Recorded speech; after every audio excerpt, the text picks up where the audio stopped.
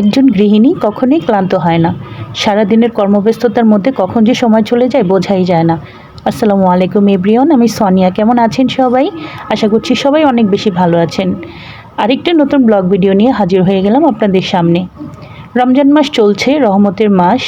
তো এই রহমতের মাসে আসলে সব কিছুতেই ভালো লাগে, ইবাদত করতেও ভালো লাগে এবং কাজকর্ম সব কিছুই ভালো লাগে এবং কর্মব্যস্ত একটা সময় যায়। ইফতার তৈরি করা, ঘরের কাজ, রান্নাবান্না সব কিছু।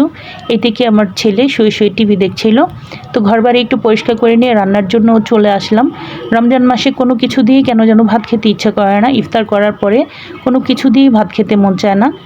তো আজকে আমি একটু গরুর মাংস কিনে নিয়ে এসেছি। ভাবছি যে এটা একটু বেশি করে রান্না করে ফ্রিজে বক্স করে রেখে দিব, তাহলে যখন খেতে ইচ্ছা করবে নামিয়ে জাস্ট গরম করে খাওয়া যাবে। তো এখানে আমি মাঝারি সাইজ করে গরুর মাংসটা কেটে নিয়েছি আর কলিজা কেটে নিয়েছি। আমি এই দুটো একসাথে রান্না করব। তো কলিজাটা একটু পরে দিব, এখন দিব না। আগে গরুর মাংসটা একটু কষিয়ে নিব। আগে কলিজাটা মাংসের সাথে রান্না করলে আমার কাছে মনে হয় যেন কলিজাটা শক্ত হয়ে যায়, এজন্য এটা একটু পরে দিব। তো এখানে আমি মাংসটাকে খুব সুন্দরভাবে সমস্ত মশলা দিয়ে রান্না করে নিব। আর মাংসতে আমি আজকে কোনো হলুদের গুঁড়া দিইনি, কারণ এটা আমি একটু সাদা করে কোরমা স্টাইলে রান্না করছি। এভাবে করে একটু মানে অল্প মশলা রান্না করলে আমার কাছে খেতে ভালো লাগে, কারণ রমজান মাসে এমনিতেই কেন যেন ভাজা পোড়া অনেক কিছু খাওয়া হয়ে যায়, এজন্য কোনো খাবার খেতে ইচ্ছে করে না। তাই এখানে আমি খুব সুন্দরভাবে এই তো গরুর মাংসটা রান্না করে নিচ্ছি। আর এখানে ডিম দিয়ে চিচিঙ্গা ভাজি করছি। ডিম দিয়ে চিচিঙ্গা ভাজি করলে খেতে কিন্তু বেশ ভালো লাগে। রমজান মাস যা কিছুই রান্না করি কেন যেন শেষ হতে চায় না। যত অল্প করেই রান্না করি ঘুরে ফিরে থেকেই যায়, খুব একটা খাওয়া হয় না। তাই খুব অল্প কিছু রান্নাবান্নাই করলাম, বেশি কিছু রান্নাবান্না করিনি। আর ঘরের বেশ কিছু কাজ আছে, এগুলোও সেরে নিব। বাহির থেকে ডিম নিয়ে এসেছিলাম, কারণ আমার ফ্রিজে ডিম শেষ হয়ে গিয়েছিল।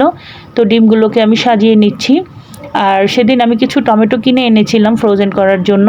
সে টমেটোগুলোও আমি ভালো মতো কেটে সিদ্ধ করে নিয়েছিলাম এবং এগুলো প্যাকেট করে আমি ফ্রিজে সংরক্ষণ করছি। এভাবে করে আমি সবসময় শীতকালের যে টমেটো থাকে সেটা আমি সংরক্ষণ করে থাকি, তাহলে সারা বছর কম বেশি খাওয়া যায়।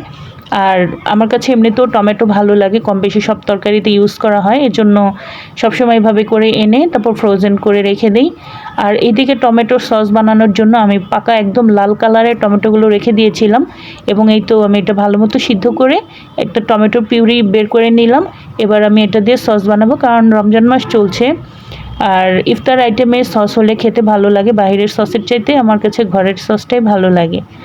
বিকেলবেলা এখানে ইফতার তৈরি করছি। এবার মায়ের বাসায় ইফতার করব একদম 30 রোজা পর্যন্ত। তো এখানে সমস্ত ইফতারগুলো আমি গুছিয়ে নিচ্ছিলাম। আর বাসা থেকে একটা পুডিং বানিয়ে নিয়ে এসেছি ইফতারে খাওয়ার জন্য। আর সমস্ত ইফতারগুলো রেডি করে নিয়ে বসে পড়েছি। কিছুক্ষণ পর ইফতারের জন্য মানে আজান দিয়ে দিবে, আমরা সবাই ইফতার করব। তো এইদিকে আমাদের একে একে সমস্ত ইফতার আইটেমগুলো ভাজা হয়ে গেছে এবং এখানে এগুলো সব সাজিয়ে রেখেছি। আম্মু আর মামা বসে বসে গল্প করছিল, আর আমি আম্মুকে একটু প্লেটিং করাতে একটু হেল্প করছিলাম। আমার আম্মু অসুস্থ, মুখটা একদম শুকিয়ে গেছে আমার মায়ের, তারপরেও রোজাগুলো রাখছে। আর ওইদিকে আমার বাচ্চা কান্না করছে, নানার সাথে ওনার যুদ্ধ লেগে গেছে। প্রতিদিন ওনাদের খুনসুটি লেগেই থাকে, একবার দুবার তো ওনাদের ফাইট হবেই। তো এইদিকে আম্মু প্লেট গুছিয়ে নিচ্ছে, সাথে আমি হেল্প করছিলাম। রমজান মাস রহমতের মাস, শান্তির মাস। এই মাসে সব কিছুতেই একটা অন্যরকম ভালো লাগা থাকে। আর ফ্যামিলি মেম্বারদের সাথে একসাথে ইফতার করলে তো অন্যরকম একটা শান্তি লাগে। আর আমার মায়ের সাথে আমি ইফতার করলে আমার এমনিতেও অনেক ভালো লাগে। তো আমার আজকের ভিডিওটি ছিল এ পর্যন্তই। যারা ধৈর্য সহকারে আমার ভিডিওটির সাথে ছিলেন সবাইকে অসংখ্য ধন্যবাদ। আজকে বিদায় নিচ্ছি। আল্লাহ হাফিজ।